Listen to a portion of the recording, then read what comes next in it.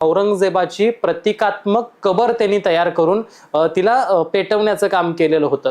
मग त्यावेळेला अशा काही बातम्या पसरल्या, असे काही व्हिडिओ व्हायरल झाले, अशा काही अफवा पसरवल्या गेल्या की तिथं हिरवी चादर पेटवली गेली, किंबहुना तिथं काही धर्मग्रंथ पेटवले गेले आणि त्यामुळे एका ठराविक समुदायाची लोक संध्याकाळी 7, 8, 9च्या सुमारास तिथं 200-300 लोक एकत्रितपणे जमा होतात आणि ही जमा झालेला जो काही जमाव आहे हा मोठ्या प्रमाणात तिथं हल्ला करताना आपल्या सगळ्यांना दिसायला लागतो।